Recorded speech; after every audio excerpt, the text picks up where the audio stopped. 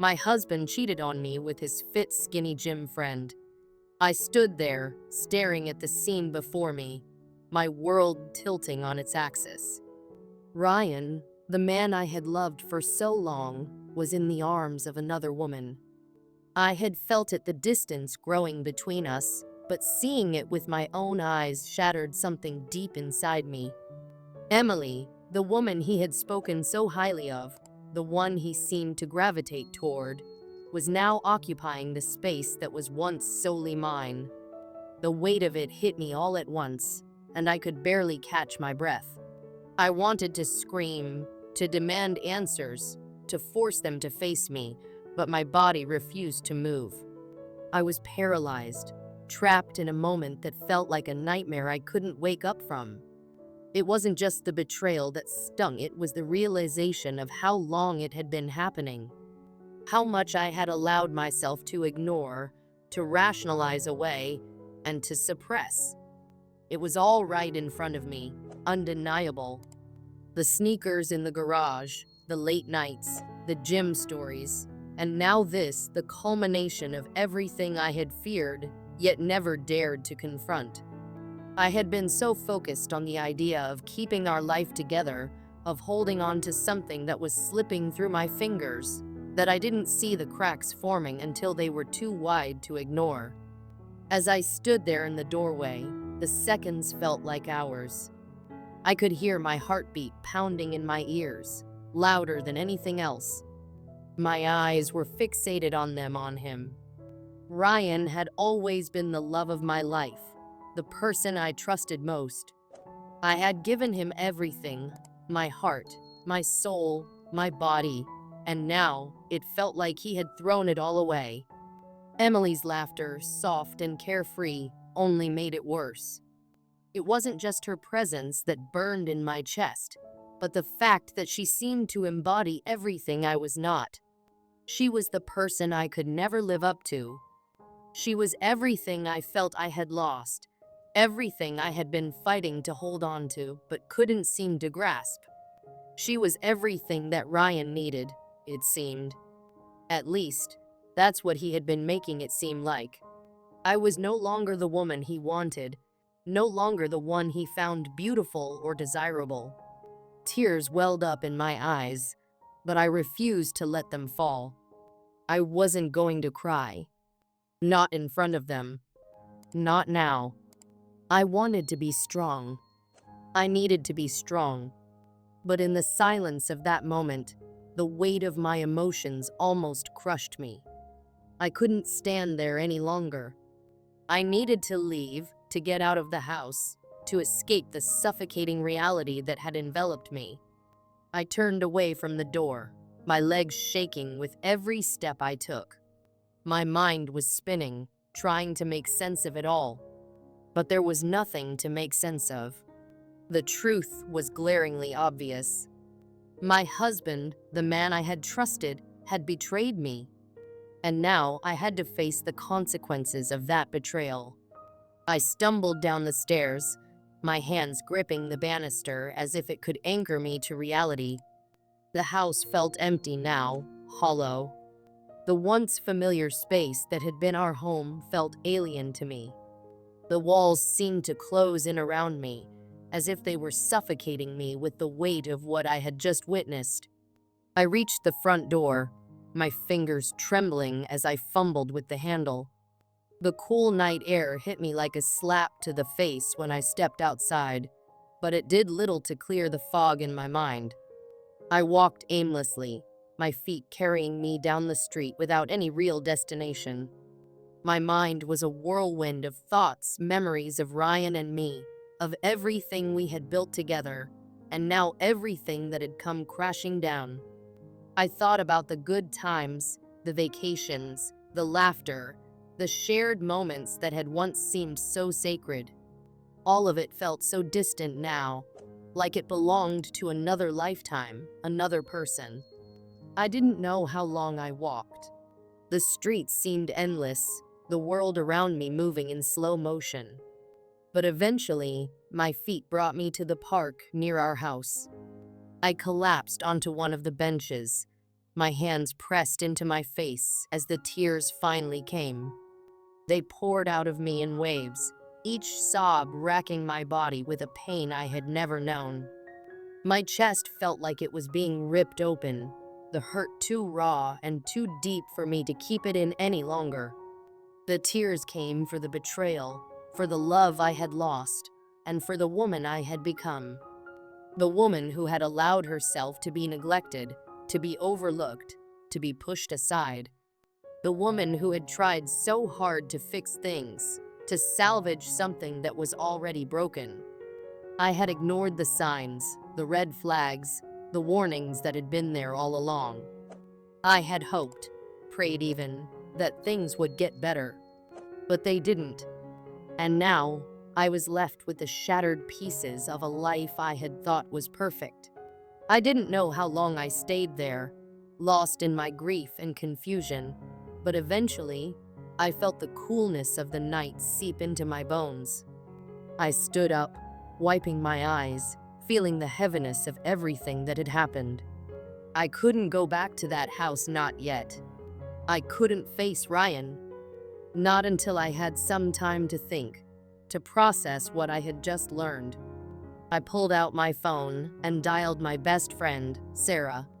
She had been my rock for years, the one person who knew me better than anyone else. When she picked up, I couldn't speak at first. The words were lodged in my throat, but finally, I choked them out.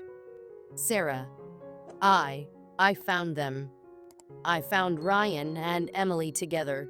There was a long pause on the other end of the line, and then I heard her soft, steady voice. Oh, honey, I'm so sorry. I don't know what to do, Sarah. I don't even know who I am anymore. How could he do this to me? How could he? Take a deep breath, okay? Just breathe. I know it hurts, but you're going to get through this. You're strong, and you'll figure this out.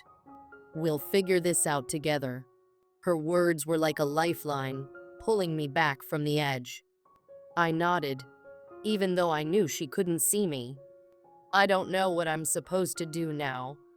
I don't know how to move forward. You don't have to have all the answers right now. Just take it one step at a time. You don't have to face this alone, okay?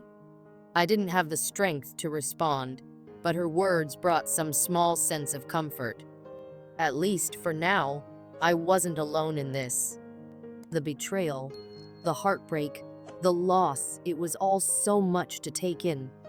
But one thing I knew for certain, I wasn't going to let this define me.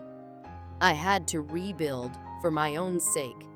And no matter how broken I felt in that moment, I knew I would find a way to rise from the ashes of my own pain. The road ahead was uncertain, but I was determined to walk it one step at a time.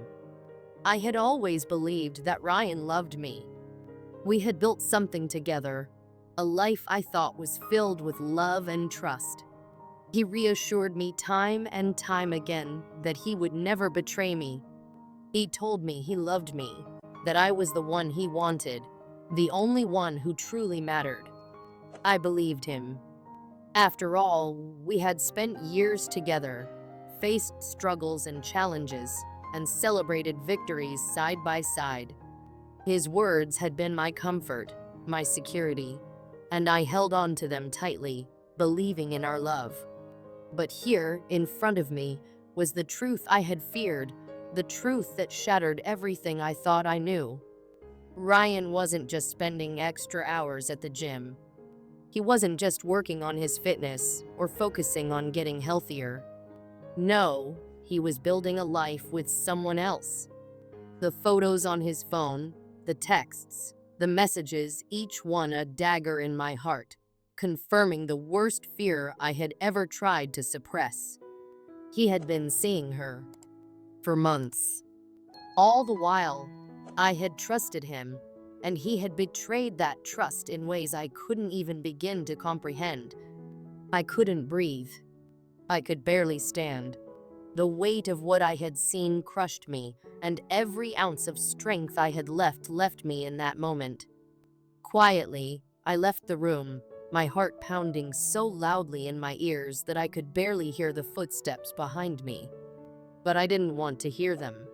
I didn't want to hear him call my name. I didn't want to hear anything except the deafening roar of my own pain. I fled down the stairs, not even thinking to close the door behind me. I didn't care about the house, the mess, or the noise. I just needed to get out, to escape the suffocating air around me. I had to leave. I had to get away from him and from the reality of what had just been laid bare in front of me. Everything I thought I knew about us was a lie.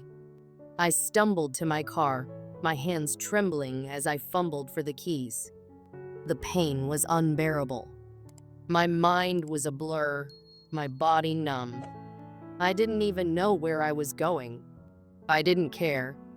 I just needed to drive, to move, to get away from the house and from the life I had been living for so long. I started the engine and sped off, not knowing where I was going, not caring that I was lost. I drove through the night, tears streaming down my face, my body racked with sobs. The road ahead of me was dark, just like the world inside my mind. I couldn't escape the crushing weight of betrayal, and I didn't know where to find solace. I drove for hours, the world around me becoming a blur of lights and shadows. My mind raced, but my thoughts were scattered, fractured. I couldn't piece it together. The pain in my chest felt like it was consuming me, and every breath was a struggle. My heart felt shattered, like a puzzle with missing pieces. The love I had so blindly trusted was now broken into a million fragments that I couldn't pick up. Every image of him with her, every word he had whispered to me, felt like a cruel joke, a punch in the gut that wouldn't stop. Eventually, the numbness wore off, and the tears came even harder. My throat ached with the force of my sobs, and I felt like I was suffocating in my own emotions. I wasn't sure how much longer I could keep driving, how much longer I could keep pretending that everything was okay, but I didn't know how to stop. I didn't know how to face the reality that my life was no longer what I thought it was. It wasn't until hours later that I finally stopped. I found myself in a parking lot, parked in the corner, the engine still running. My hands gripped the steering wheel so tightly that my knuckles turned white. I couldn't stop crying. I couldn't stop shaking. I felt like I was drowning in my own sorrow, my own disbelief. How could this happen? How had I missed the signs? What had I done wrong? I don't know how long I sat there, lost in the darkness of my thoughts, until I finally wiped my face and tried to pull myself together. My mind was still spinning, but I knew I had to go back. I couldn't keep running forever. I had a responsibility, a shift at the hospital, and I had to be there. But even as I drove back, my hands gripping the wheel with a tension I couldn't release, I wasn't ready to face him. I wasn't ready to look into his eyes and see the man who had once promised me the world, but who now seemed like a stranger. When he called, asking why I wasn't home yet, I lied. My voice was hoarse from crying, but I told him I was still at work, that I was just finishing up some things. But in reality, I was in an on-call room at the hospital, typing this out with shaky hands, my world unraveling with every keystroke. The devastation I felt seemed to seep into every word I typed as I tried to make sense of everything. But there was no sense to be made. How could I make sense of a love that had turned into betrayal? How could I make sense of a marriage that had been a lie? As I typed, I couldn't shake the feeling of worthlessness that had taken over me. I felt so stupid, so naive. I had believed him when he said he loved me, when he promised me that I was the one he wanted. But those words, those promises, meant nothing now. They were empty, just like everything else. I felt like I had failed him in some way, like I wasn't enough. If I had been better, thinner, more attentive, maybe this wouldn't have happened. The self-loathing crept in like a poison, suffocating me. The pain was unbearable. I didn't know what to do. Part of me wanted to leave, to walk away from this nightmare and never look back. But then there was another part of me, the part that clung to the hope that maybe things could be fixed. That maybe this wasn't the end. That somehow we could rebuild. I didn't know if that was even possible, but a small, desperate part of me wanted to believe that it was. After all, this was Ryan. He was my husband, the man I had pledged my life to. Could I really walk away from that? Could I really just give up on us? Everything felt like a blur, a whirlwind of emotions and confusion. I was lost. I didn't know what I was supposed to do, or if I was strong enough to leave him. And yet, I couldn't bring myself to forgive him either. The wound was too deep, the betrayal too raw. I didn't know if I could ever look at him the same way again. Thank you to everyone who's shown support. Your words have meant more to me than I can express. But I'd ask that you stop commenting now. I've read almost everything, and while I appreciate the concern, some of the things being said, especially about my weight, have been painful. I'm trying to process all of this in my own way. I still don't know what I'm going to do, but a marriage is more than just words online, and this situation is more complicated than I can explain in a post. He was a great husband in many ways, and I feel like I've neglected myself physically, which might have contributed to this. But right now, I just need some time to think. I didn't expect this post to get so much attention, and while I'm grateful for the support, please stop sending me messages about my weight or telling me to stop eating. It's upsetting, and I'm already in so much pain. To clarify, when I found out, I had just finished a 12-hour shift and hadn't eaten since 11 a.m. I was starving. I spent hours crying, trying to make sense of everything. Please stop criticizing me for needing food.